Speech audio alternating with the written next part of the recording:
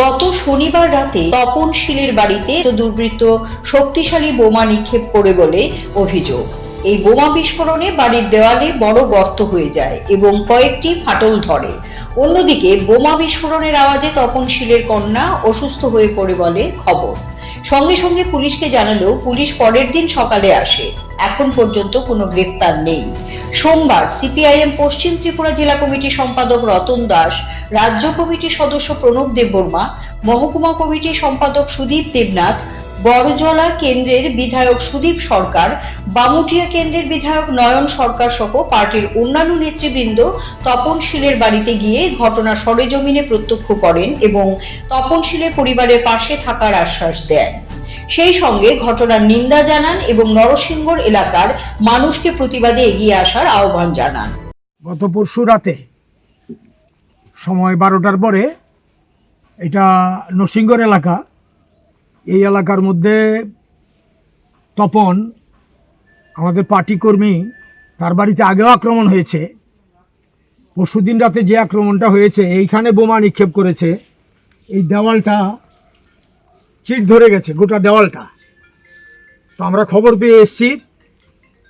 তো আমাদের সঙ্গে এখানে আছে এই এলাকার বিধায়ক সুদীপ সরকার, পার্শ্ববর্তী এলাকার বিধায়ক, কেন্দ্রের বিধায়ক নয়ন সরকার এবং প্রাক্তন মন্ত্রী পার্টির নেতা প্রণব দেববর্মা, মোহনপুর মহকুমা কমিটির সম্পাদক এখানে উপস্থিত সুদীপ দেবনাথ, নূতননগর লোকালের সম্পাদক এখানে এসছে আমাদের সুজিত দেব।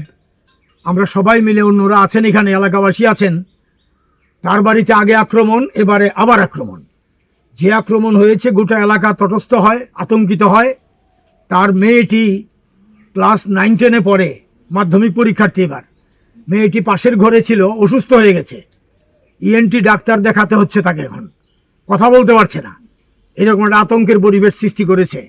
শক্তিশালী বোমা নিক্ষেপ করে গোটা এলাকাকে আতঙ্কিত করেছে। আমরা তার নিন্দা করি। আমরা নরসিংগড় এলাকার শান্তিপ্রিয় জনগণকে তার বিরুদ্ধে প্রতিবাদে সোচ্চার হওয়ার আহ্বান জানাই। এবং সরকার এখানে আছে বলে মনে হয় না। পুলিশকে বারবার বলার পরেও সঙ্গে সঙ্গে আসেনি, পরে এসছে পুলিশ। এখন পর্যন্ত অপরাধী গ্রেপ্তারের কোনো আমাদের কাছে খবর নেই, করেনি একজনকেও গ্রেপ্তার। কি করে চলবে? এইভাবে মধ্যরাত্রে এসে যদি শান্তিপূর্ণ এলাকার মধ্যে বোমাবাজি করে, তারপরে পুলিশ একজনকেও গ্রেপ্তার করে না, তাহলে আইন শৃঙ্খলা আছে বলতে হবে? আইন শৃঙ্খলা নেই, ভেঙে পড়েছে। আমরা এই কথাটাই বারবার বলছি। কদিন আগেও এরকম ঘটনা ঘটেছে আমাদের পশ্চিম জেলাতে, কয়েকটি ঘটনা ঘটেছে। খুদ শহরের মধ্যে ঘটেছে, সঞ্জীব সাহার বাড়িতে এই ধরনের ঘটনা ঘটেছে, আরেকজনের বাড়িতেও করেছে। তো কোনো ক্ষেত্রেই অপরাধী গ্রেপ্তার হচ্ছে না। তো রাজ্যের স্বরাষ্ট্রমন্ত্রী, মুখ্যমন্ত্রী, তার প্রতি আমাদের আবেদন থাকবে যে আপনি আইনের শাসন কায়েম করুন। এইভাবে চলতে পারে না। এর প্রতিবাদ আমরা জানাই। CRI TV, channel for news and entertainment.